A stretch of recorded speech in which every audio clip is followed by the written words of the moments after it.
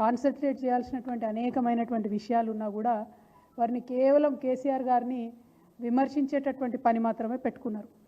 వారిని ఏమంటారంటే ఇప్పటికీ కూడా కేసీఆర్ గారు చేసినటువంటి అప్పులకు మిత్తి మేము నెలకు 6,500 కోట్లు కడుతున్నామని చెప్పుకొచ్చారు.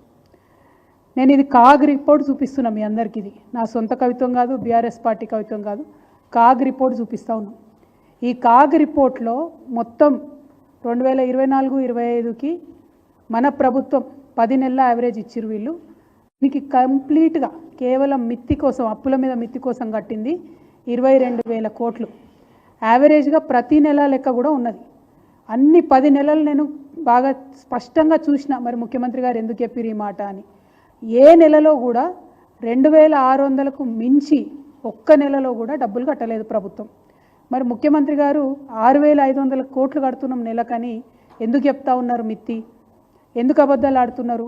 మీరు అబద్ధాలు కంటిన్యూస్గా చెప్పి కేసీఆర్ రాష్ట్రానికి 7 లక్షల కోట్ల పైసలకు అప్పు చేసిండని అబద్ధాలు చెప్పి అధికారంలోకి వచ్చిండ్రు.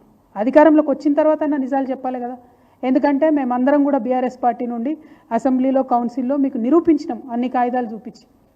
4.3 లక్షల కోట్ల అప్పు ఈ రాష్ట్రానికి తీసుకొచ్చిన మాట వాస్తవం. దాంట్లో ఖర్చు ఎట్లా పెట్టినాం, ఎన్ని ప్రాజెక్టులు కట్టినాం, అన్ని అంశాలు కూడా చెప్పడం జరిగింది. అయినా కూడా పదే ముఖ్యమంత్రి గారు చెప్పిన అబద్ధాలనే చెప్తూ వాటిని నిజం చేస్తామేమో లేకపోతే నిజం అయిపోతాయేమో అనేటటువంటి ఒక భ్రమలలో ఉన్నట్టుగా అనిపిస్తూ ఉన్నది. ఓ పక్క అప్పులు, ఇంకో పక్క ఆదాయం.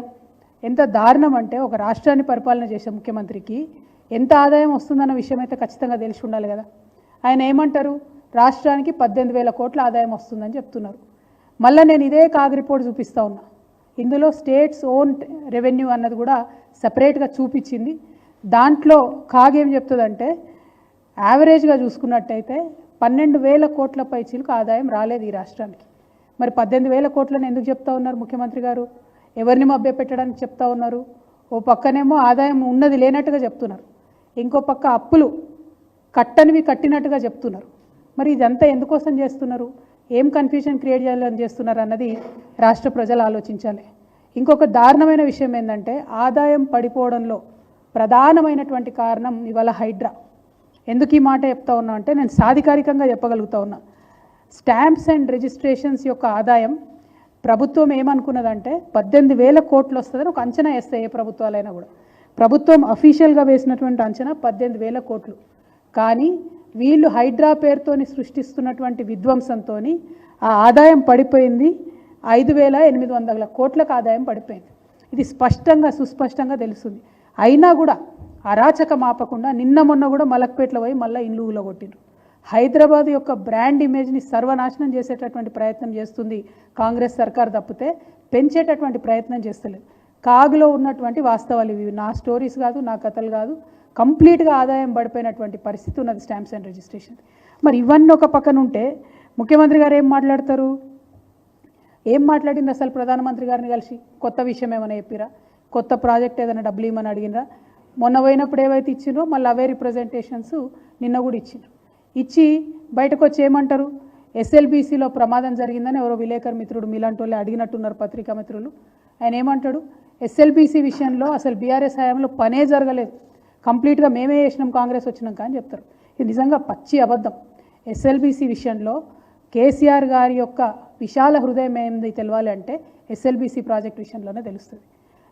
మనం కేసీఆర్ గారు అధికారంలోకి వచ్చినాక రాష్ట్రం కొత్తగా ఏర్పడ్డ తర్వాత అసెంబ్లీ సాక్షిగా అసెంబ్లీ కమిటీ హాల్లో అఖిలపక్షాన్ని పిలిచి ఏర్పాటు చేసి ఎస్ఎల్బీసీ పరిస్థితి ఇట్లా ఉన్నది, మరి అందులో ఒక మెషిన్ అక్కడ చిక్కుపడిపోయి ఉన్నది, అది బయటకు తీసే పరిస్థితి లేదు, కంప్లీట్గా అభయారణ్యం, ఎక్కడ కూడా ప్రాజెక్టుకి పర్మిషన్ వచ్చే పరిస్థితి లేదు, బయట ఇంకో మనిషి పోయి కాలువ తవ్వే పరిస్థితి లేదు, ఈ టనల్ ఫినిష్ చేయాల్సినటువంటి బాధ్యత మన మీద ఉన్నది, ఎస్ఎల్బీసీ నుండి శ్రీశైలం లెఫ్ట్ బ్యాంక్ కెనాల్ నుండి తెలంగాణకు నీళ్ళు రావాలంటే ఇక ఈ ప్రాజెక్టులో ముందుకు పోవడం తప్ప వెనక్కి వచ్చే మార్గం లేదని చెప్పి అఖిలపక్షానికి ఎక్స్ప్లెయిన్ చేసి పెద్దలు జానారెడ్డి గారు ఆనాడు ప్రతిపక్ష లీడర్గా ఉంటే వారిని ముందు పెట్టి ఆ ఒక్క కాంట్రాక్టర్కి 100 కోట్ల అడ్వాన్స్ ఓపెన్గా కుల్లాగా ఇచ్చినటువంటి వ్యక్తి కేసీఆర్ గారు. ఆ తర్వాత కరోనా వచ్చింది.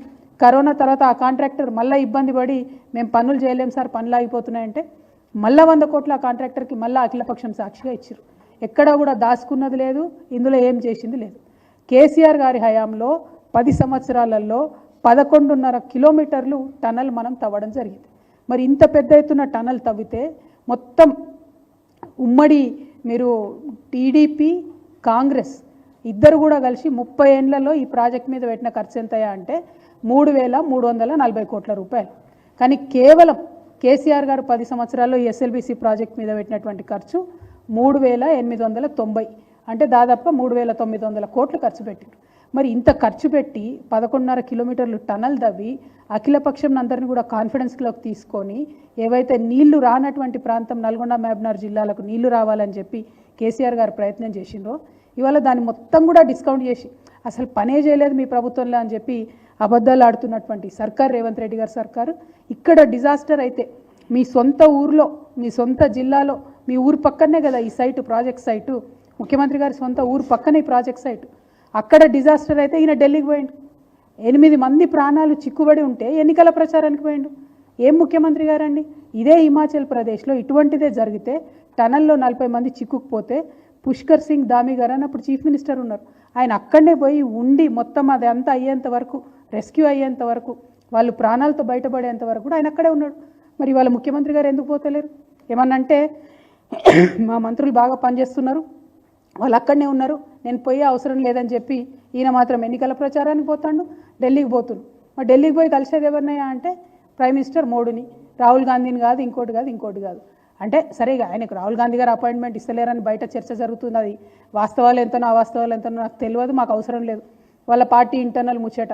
కాకపోతే ఈ రాష్ట్రానికి సంబంధించి జరగాల్సినటువంటి పనులు పార్లమెంట్లో ప్రధాన ప్రతిపక్ష నాయకుడు రాహుల్ గాంధీ గారు అడగారు, ఈయన ముఖ్యమంత్రి అడగారు. ముఖ్యమంత్రి పోయి ప్రధానమంత్రిని కలిస్తే మరి ఏం అడిగినరయ్యా అంటే ఏం లేదు, సేమ్ పాత రిప్రజెంటేషన్ కొత్తగా ఇచ్చారు. నాకు అర్థమైంది ఏంది అని అంటే కాంగ్రెస్ హయాంలో బీఆర్ఎస్ పార్టీని ఎదుర్కొనే పరిస్థితి లేదు. ఏవైతే వీళ్ళు బీఆర్ఎస్ పార్టీని ఆ విమర్శలు చేసుకుంటూ వచ్చారో, చిన్న తప్పిదాలు ఎక్కడన్నా బీఆర్ఎస్ పార్టీలో చిన్న సంఘటనలు అనుకొని జరిగితే మైకులు పగిలేటట్టుగా స్పీచ్లు ఇచ్చారు. కానీ ఐరన్ లెగ్ కాంగ్రెస్ పార్టీ అధికారంలోకి వచ్చిన తర్వాత ఏం జరిగింది? 4 ప్రాజెక్టులు కొట్టుకపోయినాయి ఇప్పటి వరకు.